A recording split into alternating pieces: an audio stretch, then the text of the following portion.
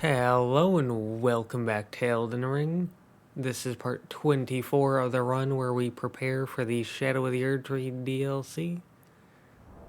In this run, we will go through every weapon, shield, armor set, talisman, spirit ash, physic tier, and cookbook that you will need no matter what build you are creating.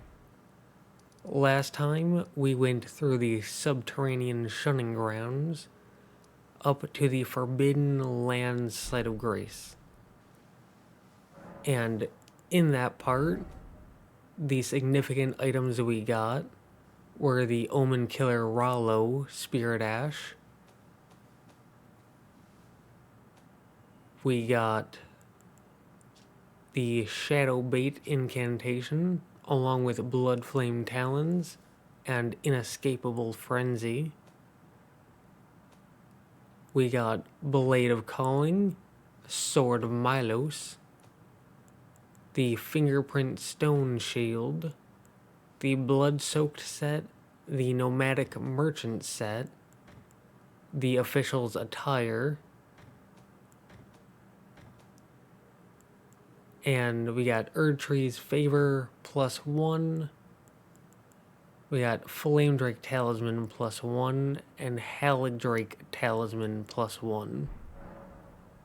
And here, starting at the Forbidden Land Site of Grace, we can make our way down this foggy path.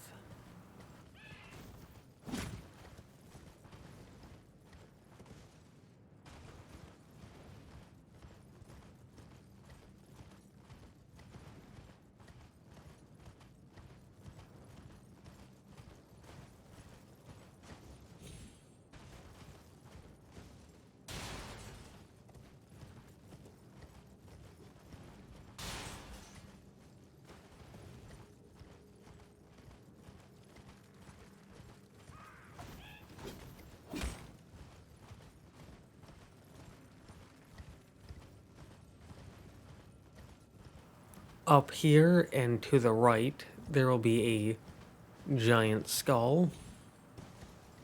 And please ignore the difficulty I had getting into their mouth. But in here, you can get the Somber Smithing Stone 7. And directly after that, there's a Golden Seed. Though by this point, you should have all 14 Flask of Crimson Tears. Though, there's more Golden Seeds just in case you missed some. Here, there's a Black Blade Kindred. You can fight them to get their Twin Blade and their Great Axe. Though, I'm going to be skipping it because those weapons aren't that good in my opinion. And also for the sake of time.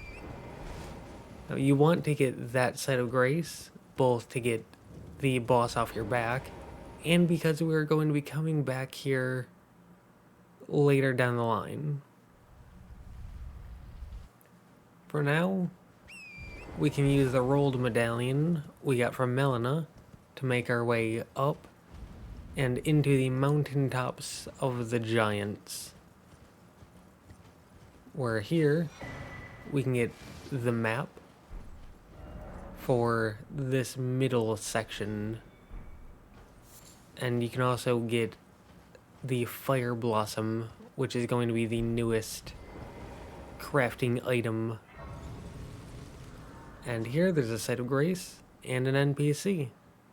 Finally, the tarnish. Oh my, I feared. Well, as for his, I hope you're about the life only so that. What a horrible. You're sent. But how would the chosen spare if you are and attain? Then he chose descendancy God if you inherit, and the girl setting the path burn and in make it chose descendancy God. So he wants you to head into the subterranean shunning grounds and head past Moog and open the door that we looked at last time. Though that will make Melina very angry, so we're not going to do that. And you can also kill him to get his armor set. One of the best looking armor sets in the entire game, in my opinion. So, you can do that if you want. Though, I'm going to be skipping that for now, just for the sake of time. And then you can head here into the Zamor Ruins, where you can get Zamor Ice Storm. And before looking at that, we can make our way down these stairs, away from all of the enemies. And in this chest here, there's the Smithing Stone Miner's Bell Bearing 3. So, for Zamor Ice Storm, it is a sorcery and it can cause frostbite buildup. And the Smithing Stone Bell Bearing allows you to purchase Smithing Stone 5s and 6s. And from there you can either run back or you can teleport back. Either way works. And either way, you can now move on past the Zamor Ruins.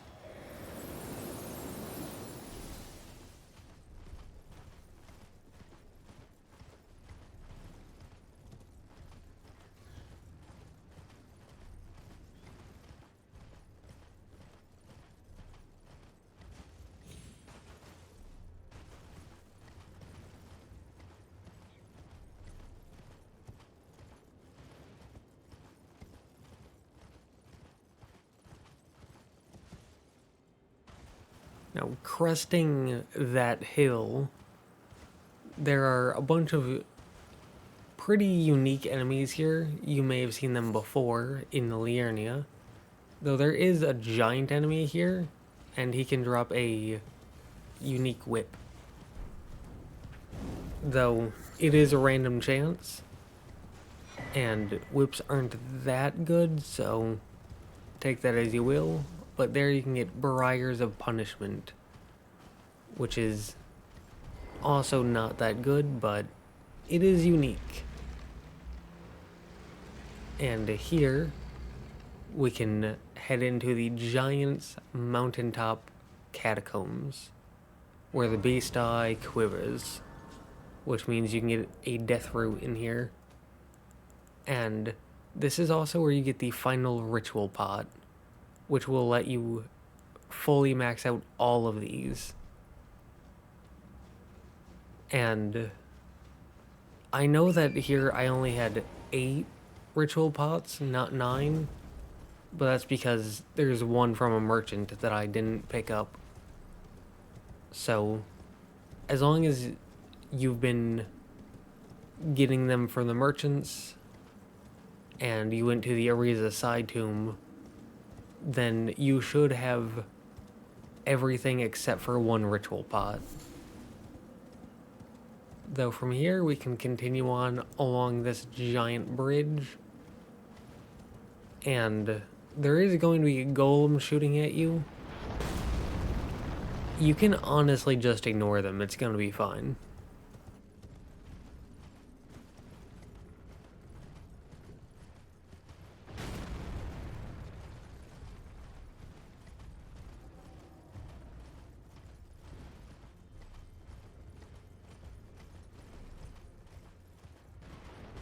Then heading up here, there's a scarab. Taking them out gets you a Somber Stone 8. And then from there you can head up. And everything we did there is really just a preamble, because this side of Grace is where the mountaintops are really start. And here's Millicent. To think, what could you know? Call upon. I'm such. I heard indeed the Halid. I'm such. I heard. And as you can see, there's another new crafting material in Rhymed Aroa. So from there, you can continue heading up, And here you can go left or right. I go left first. So, that's what we're gonna do here.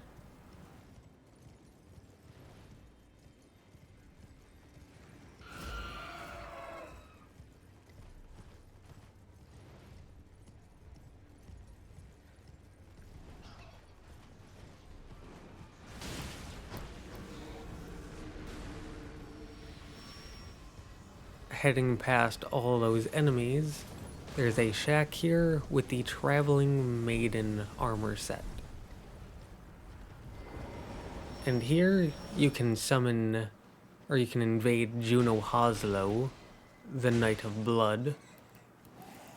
Though there's also all these enemies that are just killing each other. So you can just sit back and wait and get some free runes from that. Though, do remember that you can only get this invasion if you've been doing the Volcano Manor quest. And heading on in, if you're a little patient, you can get the Hoslo's Oath gesture. And killing them, you get a second Hoslo's Petal Whip, along with Hoslo's armor set. And then you can head over to this corpse pile thing here, where you can get a Smithing Stone 7. And then there's a wind tunnel here that you can jump up. And you can head off to the right.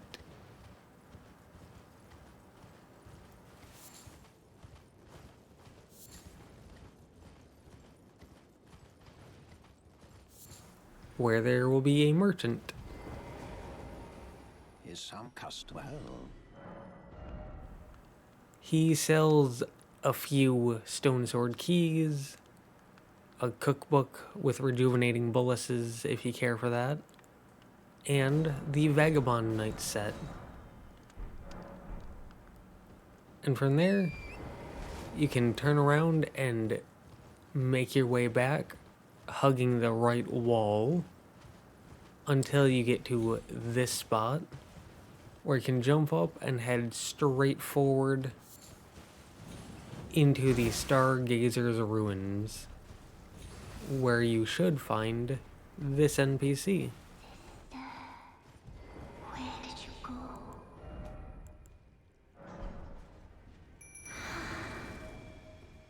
Dear sister, you find me here.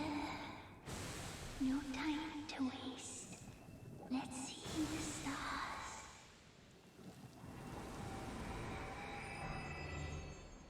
Summoning the Spirit Jellyfish Ashes will get you the fancy spin gesture and access to this chest, which holds the Primal Glintstone Blade, which is a talisman that decreases the amount of FP that spells consume. Very good for builds that use lots of sorceries and incantations, if you're willing to take a small HP cut, which really isn't that bad, so it's worth it in my opinion. Though here, you can find corn. The rhythms and betray a suspicion of the holism of the Golden Order, a conceit. Oh, but I dread to even somehow tell me, have I only... Why would he... Oh, must dispel... I want... And if you remember, in Lanedale, we got the prayer book for Lord's Heal, which is a stronger version of the heal variations. So, if you're going into incantations, you can get that. And then here, there's a Somber Stone 9. And there's nothing more to do with his quest for right now. You're honestly fine in just leaving him be. Though, continuing on, you may notice a minor Erdtree here. Or minor. I know English.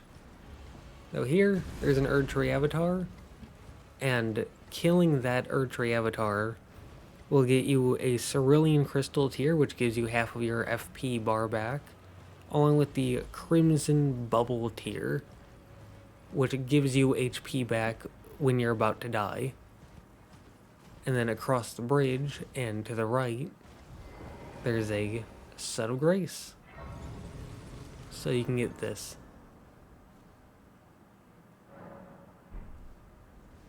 And from there, you can continue on, and you can take a left, and you may hear a wandering mausoleum, and you may see the beast eye quivering. So off to the right is a Tibia Mariner. Though this one isn't a boss, they basically just a mini boss. And bringing them down gets you Hellfin Steeple, which we can look at in a minute, and a Death Root. And this is the final Death Root. So, like, it's the one that you find the latest in the game. So by this point, you should be able to go back to Garank and cash all those in, though we will be doing that next time for reasons that you will see in the next part. For now, there's a Starlight Shard and a Deathrite Bird. And I'm not going to kill them for the sake of time, but that Deathrite Bird drops the Death Ritual Spear, a Dexterity Intelligence Spear with a unique skill, and it's pretty good. I would recommend it if you're doing a Dexterity Intelligence build. Though coming up here, there's a Set of Grace, and this is the beginning of Castle Soul. Though, we're not going to be doing this. We are going to head back to Volcano Manor for the sake of getting rid of all that noise, and because we took out Juno Hoslo, so we can continue with getting that reward from Lady Tanith. Though first, we got the Hellfin Steeple, so we can look at that. It is a strength intelligence based greatsword with physical and magic damage and a unique skill. So this, along with Death Ritual Spear, pretty decent to look at. And here is Tanith. I see this is your... This gets you Taker's Cameo, which, looking at that... Perhaps you are ready, our lord. You done? Alright, well, anyways, looking at that, it is a talisman that restores HP upon defeating enemies, which is very good, and even though you get it very late in the game, it's one of the best. Along with the Icon Shield Bless Do Talisman and Perhaps Bestial Vitality, Yes, now I will it's really, really good. Our build is almost complete at this point. And here you may recognize this location, as this is the second way to make it to Rykard's boss fight. So don't forget to equip the Serpent Hunter, as you kind of need, well, you don't really need, but it is greatly beneficial to use the Serpent Hunter, even unupgraded, against this boss, since it has unique properties in this fight, which really help you out. So you can take them out now.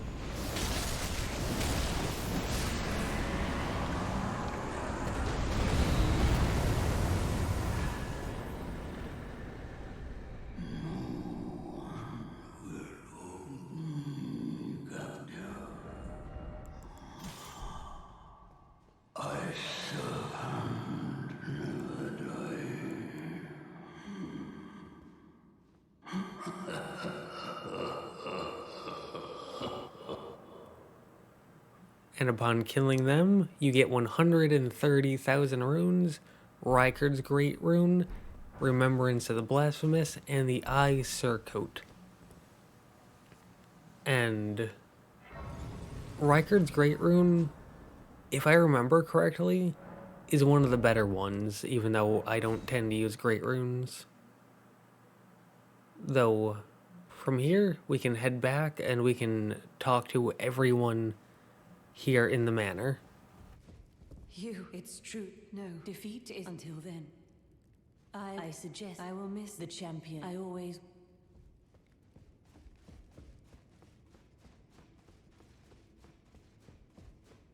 Now, cripes. Perhaps a time for now. The demigod find me. Well, goodbye, my friend.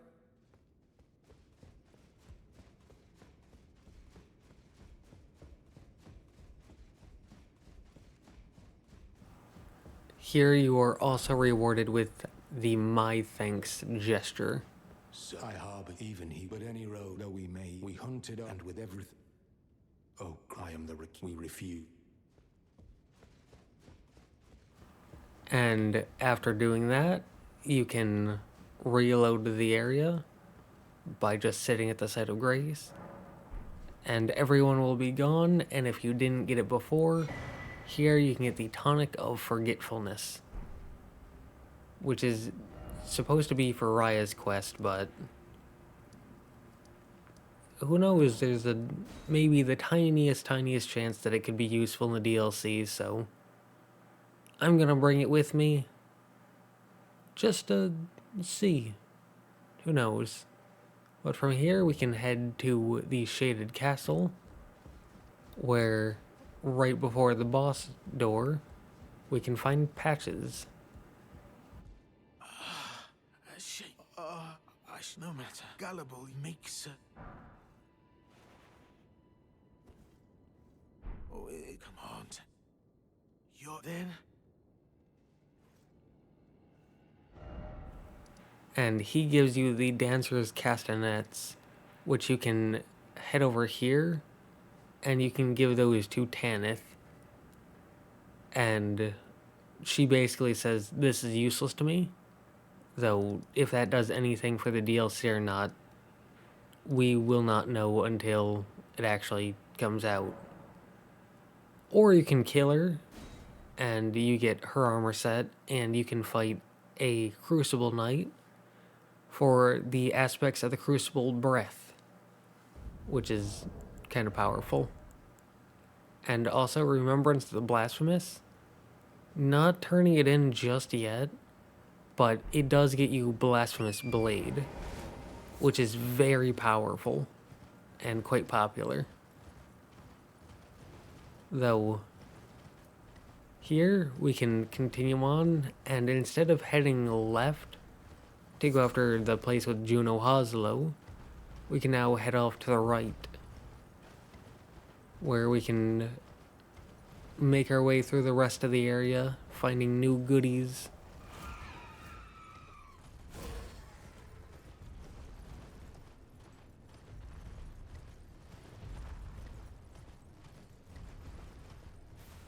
So, following the right path, we can get a golden seed.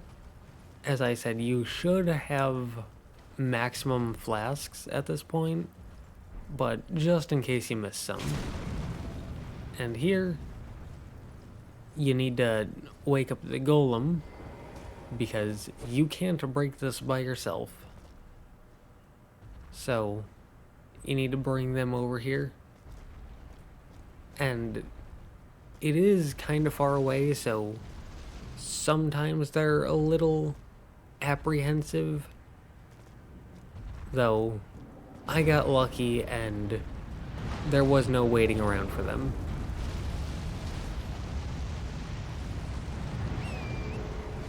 And as you can see there, we are rewarded with 3 smithing stone 7s. Then we can continue making our way up, where here there will be another new site of grace. And from here we can take a U-turn off to the left, and we can start making our way up this pathway.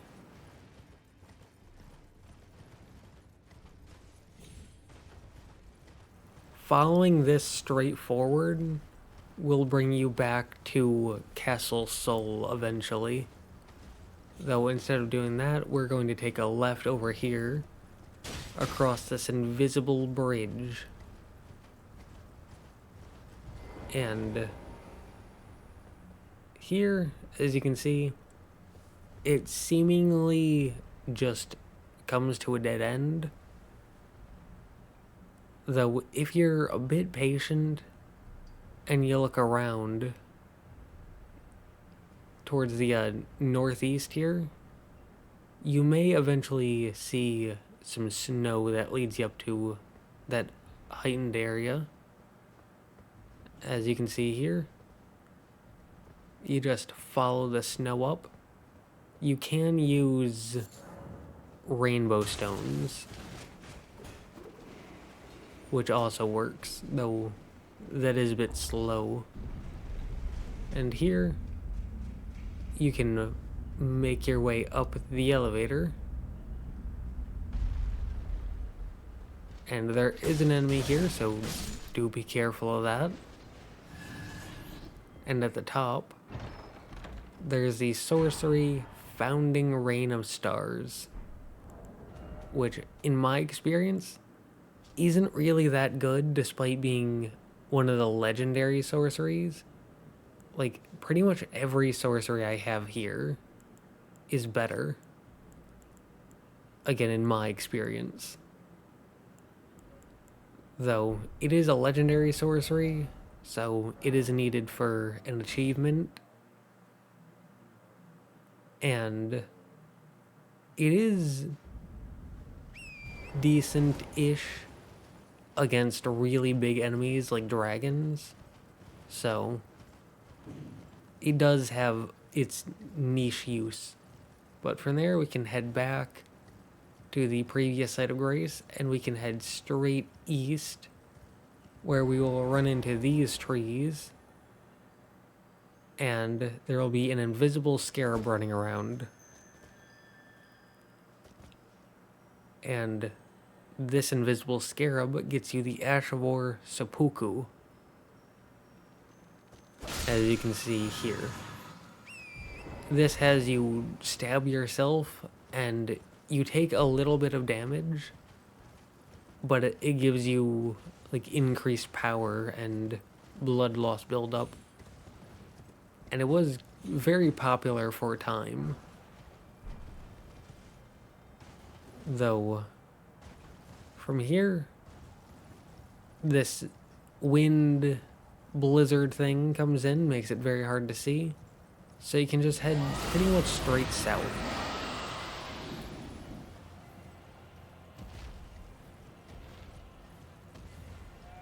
And you can kill the boss.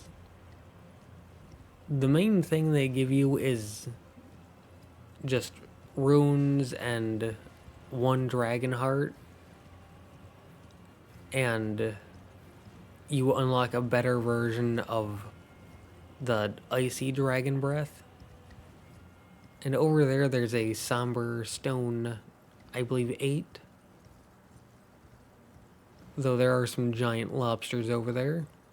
But here, by this church, is Somber Stone Miner's Bell Bearing 3, which can be used to purchase Somber Stones 5 and 6.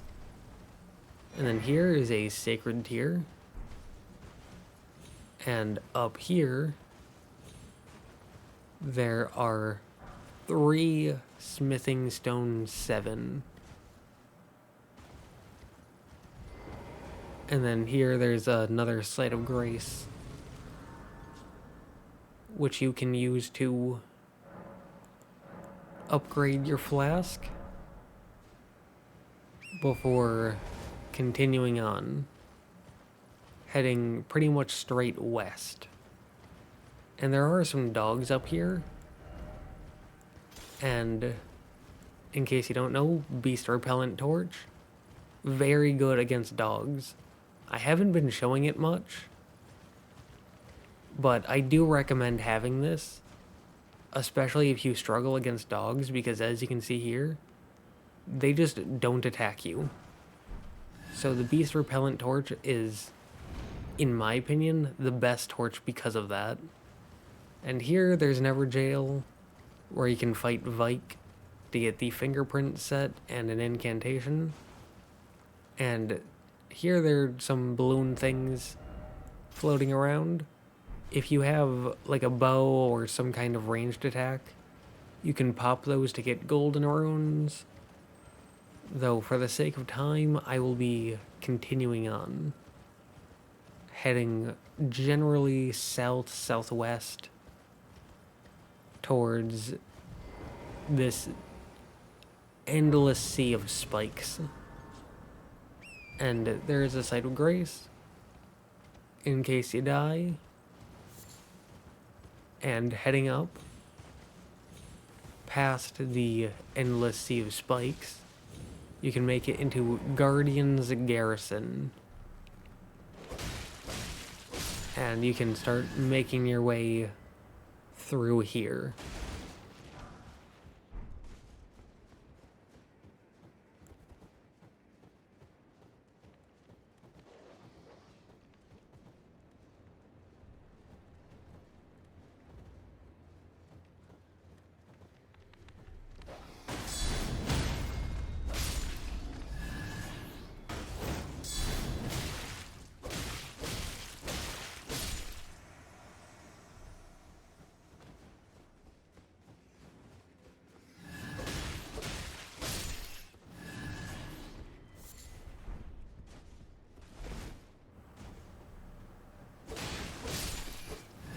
That red circle thing with the noise that happens is from Taker's cameo, just indicating that we're getting health back for killing an enemy, in case you didn't know. And if you look at our health bar, that attack did nothing. So, Icon Shield, even though it doesn't have the best stats on paper, it's still a very good shield. And here, there's a Smithing Stone 7, and as you can see, despite being named, like having names over their heads, those enemies are complete pushovers, especially if you have a shield, because their attacks will just bounce right off, and they have surprisingly low health. From there, at the top of this garrison, there's an enemy with a great shield. And they do have a few fire incantations, but nothing too dangerous.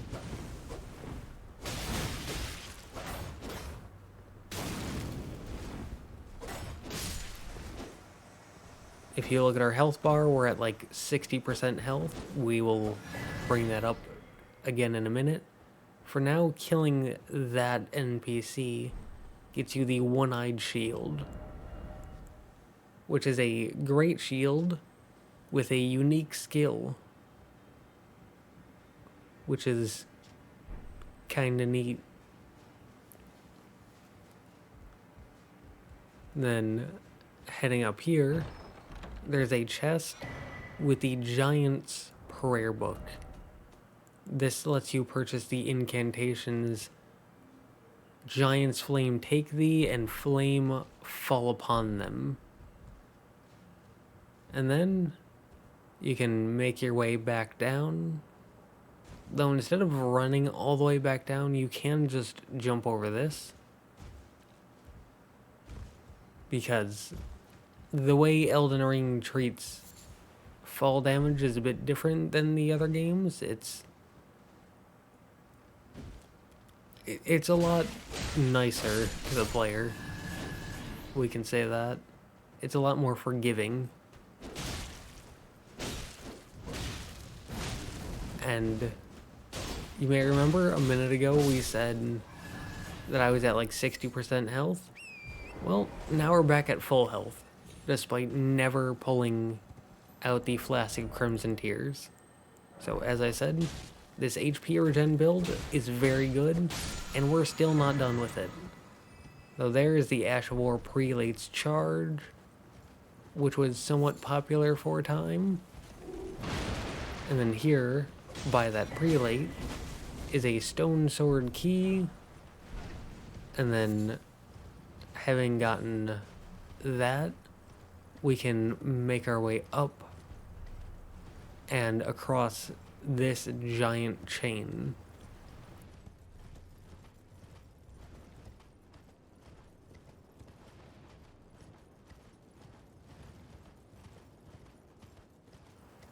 Where on the other side, there's a map. This one being for the right side of the Mountaintops, and a site of grace. And from here, you can go two ways. Straight west will get you to the final hero grave in the game, though we will get to that later. For now, we are going to make our way up. Just pretty much straightforward. And there are some items sprinkled throughout, but they are heavily defended by very big difficult enemies like these Giga Crows. And the items themselves aren't very good. They're mostly just like fan daggers and other normal consumable items, so not worth getting. Though up here, you'll be kicked off your horse because there's an invasion with the infamous Bloody Finger Okina,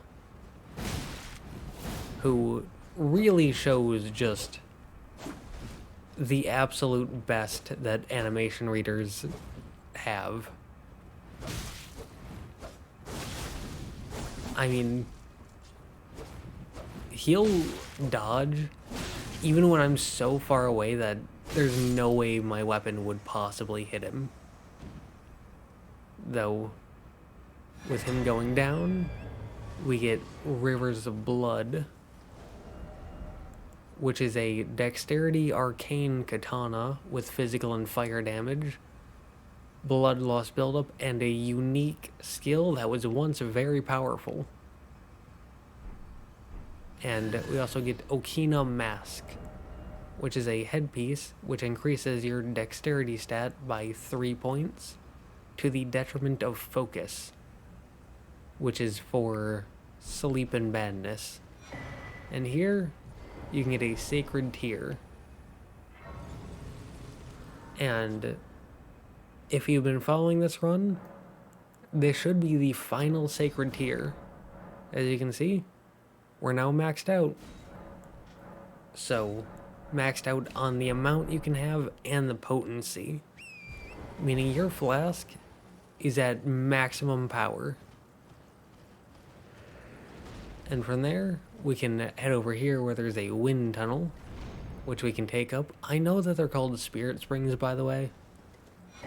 I just like calling them wind tunnels. But here we can get Ash of War Troll's Roar.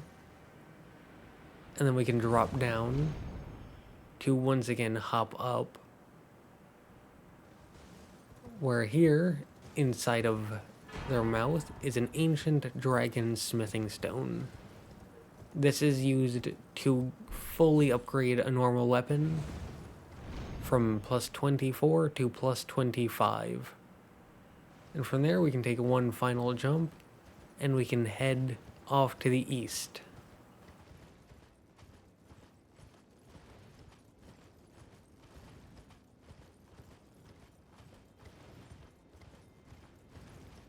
Where past those torches we can take a drop down to this site of grace. And from here, if you head off to the west and then take these few jumps up, then you will find one of these scarabs. These are the ones that will teleport. So do keep that in mind. You're gonna need some ranged weaponry to take them out. And if you have the patience or the power to bring them down, then you are rewarded with a somber smithing stone 7 or 8. And there's a Giga Hand protecting a smithing stone 7. And from there, we can head northeast, where it'll mostly be smooth sailing.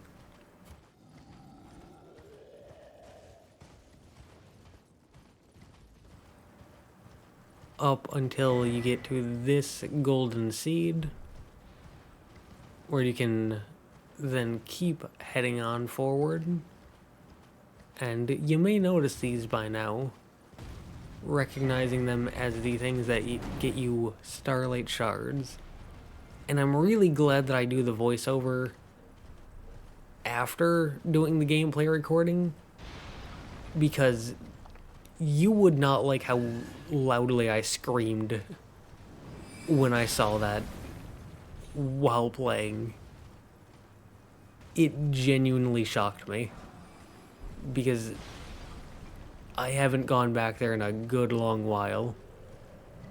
Though from here, we can continue moving downwards, collecting a few golden runes, and passing by another Giga Hand.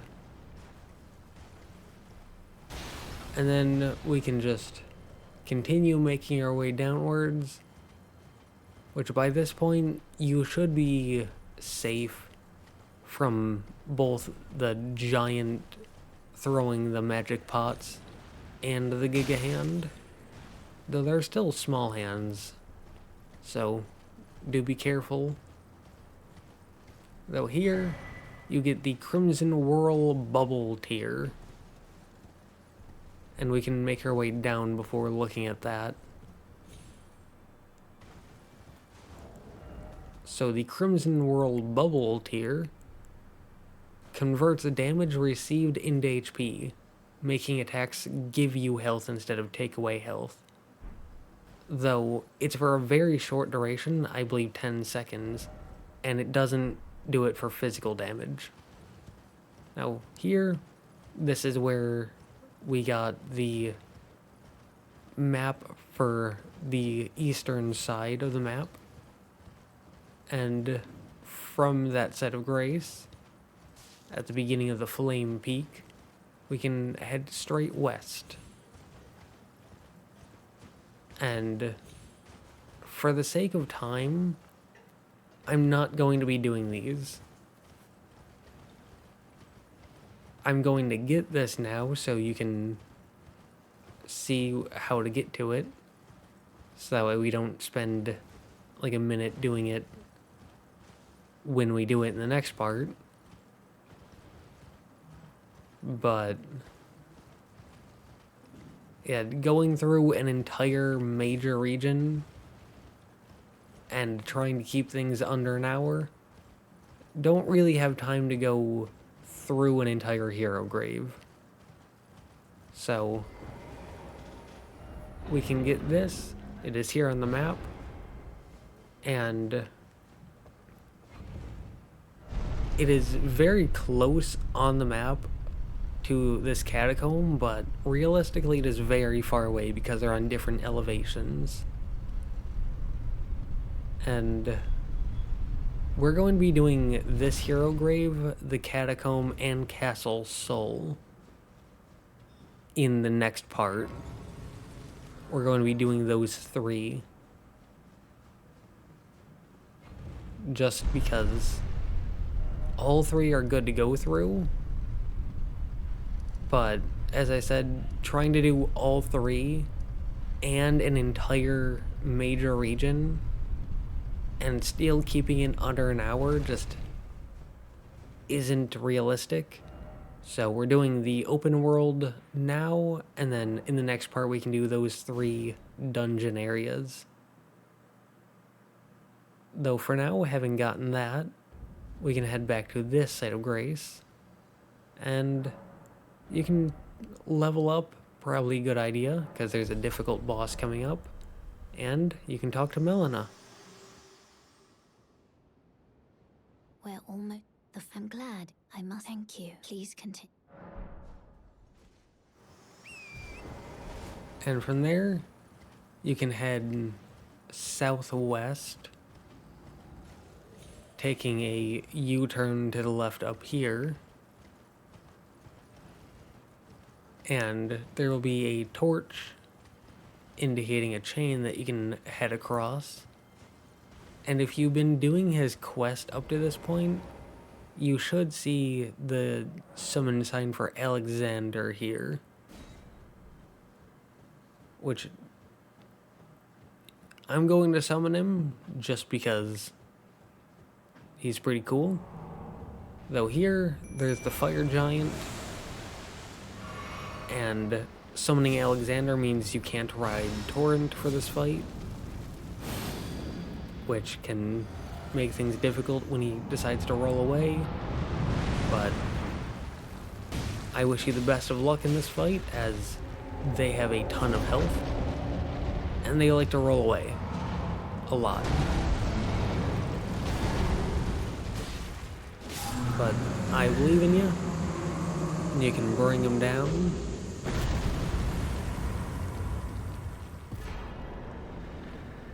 Doing so will get you 135,000 runes and remembrance of the fire giant.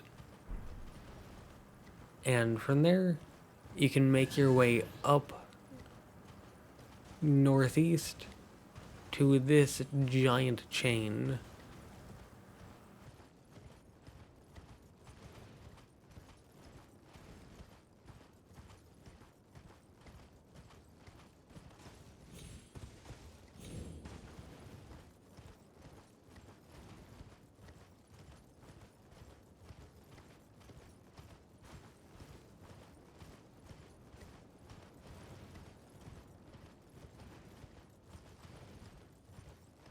This site of grace coming up here marks a dead end, as you cannot go any farther. Though sitting down at it, you can talk to Melina, and that will bring you to the next story location. Though I'm not going to be doing that now, so we can just go through what we got. So we got some golden seeds, I believe three. We also got some smithing stone 7s and an ancient dragon smithing stone. We got founding stars of rain, or founding rain of stars. We got Zamor ice storm, briars of punishment. We got Helfin steeple, rivers of blood, Hoslow's petal whip. I pointed out where to get death ritual spear. We got the one-eyed shield. We got the traveling maiden set, the vagabond knight set, Hoslow set, Okina mask, eye surcoat,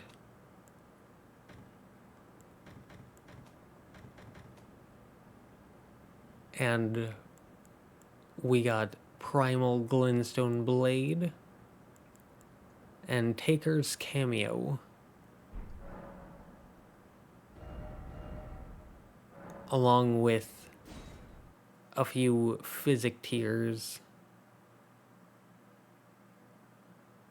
And then from there, we can head back and we can quickly talk to Enya. From her, we can cash in the remembrance of the blasphemous to get the blasphemous blade. This is a strength, dexterity, faith-based greatsword with physical and fire damage, and a unique, very powerful, very popular skill. And as you can see, some HP is restored upon defeating an enemy, along with the unique skill, the flames steal HP from those who they touch. So, this is the final part of our HP regen build. You have this, you have the Icon Shield, you have the Clawmark Seal with Bestial Vitality, you have the Blessed Dew Talisman, you have Assassin's Crimson Dagger, which works very well with Icon Shield and Great Sword with guard counters. You also have Taker's Cameo and Dragon Crest Shield Talisman for taking less damage. And you can replace this with the Serpent God's Curve Sword. And you can also exchange the armor set for the Royal Remain set. But I tend to keep this because it has better defense and poise and it looks better. So, this is our HP regen build. Completely done. We have finally completed it. Though we do need 1 point into dexterity to actually wield the Blasphemous Blade. Now, I know that we're on a heavy load, but as you can see, we take off 1.5 and we're good.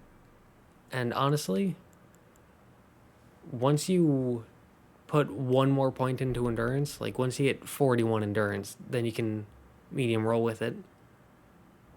And with that being said, every weapon, shield, armor set, talisman, spirit ash, physic tier, and cookbook, no matter what build you're creating to prepare for the Shadow of the Erdtree DLC, I hope you continue to follow me through on this. And with that being said, yeah,